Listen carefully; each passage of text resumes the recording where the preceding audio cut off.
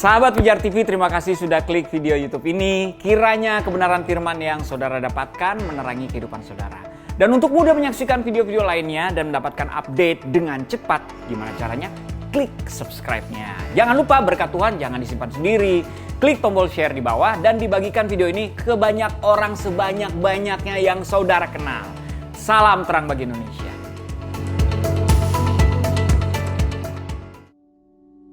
Jangan kasih titik kalau Tuhan mau kasih koma.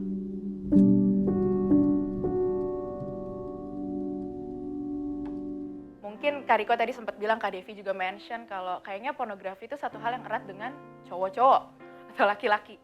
Kayaknya etis banget untuk cowok gitu. Tapi aku mau bilang juga kayaknya aku jatuh di situ, aku juga mempertanyakan sebenarnya Kak Devi.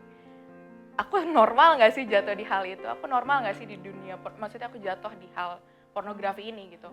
Sampai mempertanyakan gitu identitasku sendiri, aku mempertanyakan kenapa aku bisa di sini gitu. Sampai ya aku aku nggak tahu ya dari kapan, mungkin bisa dibilang dari akhir SD mau ke SMP kali ya.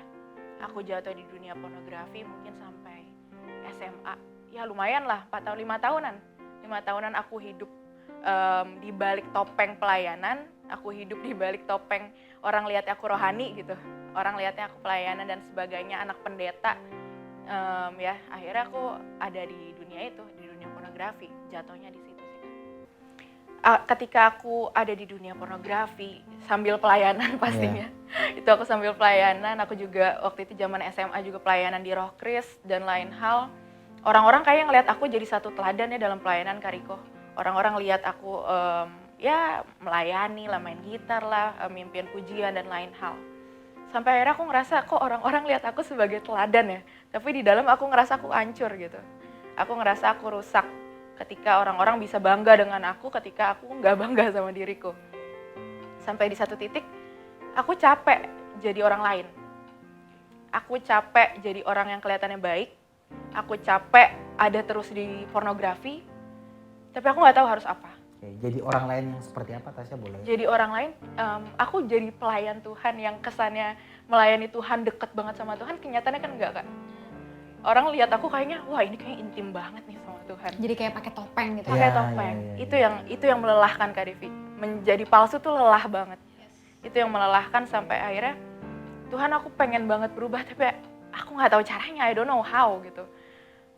Mungkin satu titik, waktu itu ada kelas bareng sama Pastor Adit, terus ditanya, disuruh tulis gitu apa keterikatan kita. Aku bahkan sampai malu, padahal kertas itu nggak harus dikasih ke siapapun.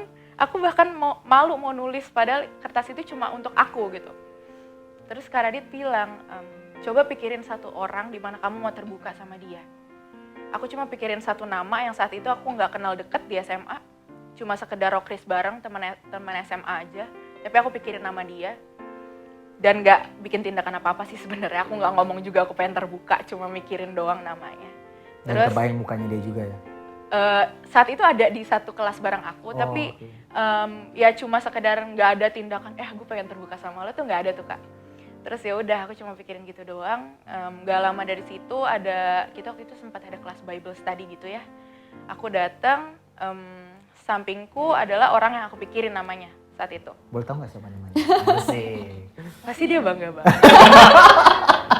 Namanya Kesha, dipanggilnya Keke. Kesha apa? Kesha banyak. Kesha Amanda. Aduh, Kesha ini. Hai Keke. Hai Kesha Amanda. Iya terus tiba-tiba Kak Radit bilang kita masih punya 15 menit nih, boleh kalian terbuka ke samping kalian. Yang saat itu adalah Keke. Aku kayak, wah. Gak lama dari sebelum itu aku mikirinnya dia nih, Keke. Di otakku namanya Keke. Terus ini Tuhan banget sih, karena ternyata Keke juga pas mikirin nama, dia mikirin namaku. Akhirnya aku terbuka sama dia. Terus aku udah mikirin tuh Kak Riko, asumsi Kak Devi, aku asumsi, wah gak ditemenin nih. Wah digosipin nih di SMA nih. Dan lain hal, aku pikirin hal-hal yang negatif, asumsi-asumsi negatif. Sampai akhirnya aku terbuka sama Keke, dia bilang, justru gue akan lihat Tuhan pakai cerita lo nanti untuk nyembuhin banyak orang. Itu yang aku percaya sampai hari ini. Mungkin dia nggak sadar kali ya dia ngomong itu saat itu, tapi itu yang sangat sangat aku tangkep dari apa yang dia omongin gitu. Gak lama dari situ kita ada camping waktu itu 3 hari bareng sama gereja kita. Aku juga baru kenal kan, aku baru masuk di gereja kita waktu itu, gereja muda, baru masuk. 3 hari itu banyak orang yang terbuka tentang struggle mereka, tentang kejatuhan mereka. Tapi aku bilang sama Keke, gue gak bisa. Ini orang-orang baru yang gak kenal aku baru masuk, ntar tiba-tiba gak dipercayain pelayanan, ntar tiba-tiba, ya ngapain masuk di sini, orang punya struggle dan lain hal. Terus kata Keke, gak apa-apa, gak ada yang maksa lo untuk terbuka. Terus ya udah sampai di hari ketiga, pas ditanya, ayo siapa yang mau terbuka lagi, aku tiba-tiba angkat tangan. Gue masih ngasih momen itu. Iya, saya juga ada di situ ya, kita ada di situ ya kebetulan ya. Keke pun agak kaget gitu. Tapi ya mungkin Roh Kudus menggerakkan kali ya. Terus aku akhirnya terbuka, aku lihat orang-orang di depan aku nangis.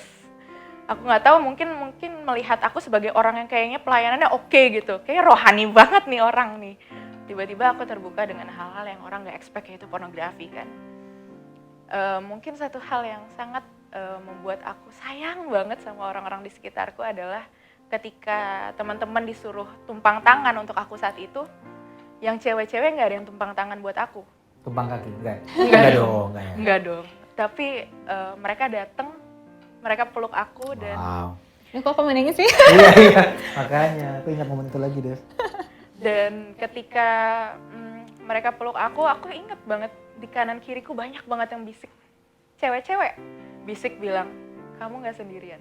Teman-teman di luar sana, khususnya perempuan, aku mau bilang kalau kalian jatuh di dunia pornografi, kalian gak sendirian. Kalian gak pernah sendiri. Even mungkin orang-orang sekitar kalian gak melihat kalian, aku cuma mau bilang kalian gak pernah sendiri. Karena aku pernah ngalamin, orang-orang di sekitarku pernah ngalamin, mungkin kamu juga lagi ngalamin. Jangan mau ngalamin ya. Mungkin kamu pernah dan sedang ngalamin, aku mau bilang kamu gak sendirian. Identitas dan kecukupan kamu gak ditemukan di dalam dunia pornografi.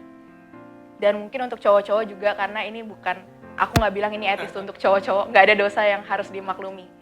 Gak ada dosa yang harus dimaklumi. Jadi aku mau bilang untuk cowok-cowok ataupun perempuan khususnya, identitas kita cuma bisa ditemukan di dalam Yesus.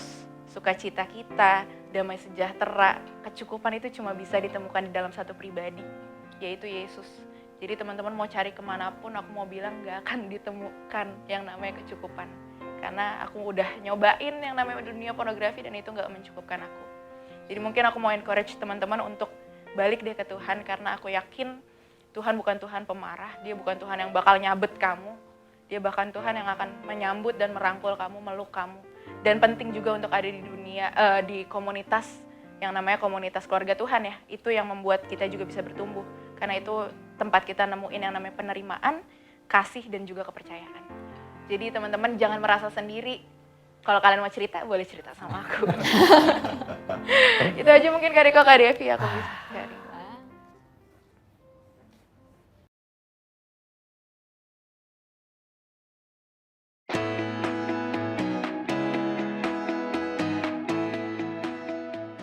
Sahabat Pijar TV, terima kasih sudah menjadi pemirsa setiap program-program Pijar TV.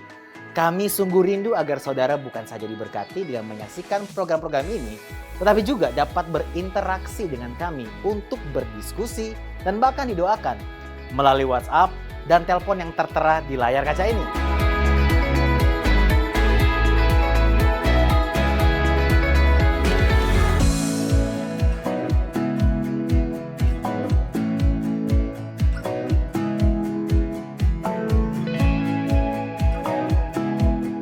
Hubungi kami sekarang melalui WhatsApp, tim respon Pijar TV siap untuk melayani saudara.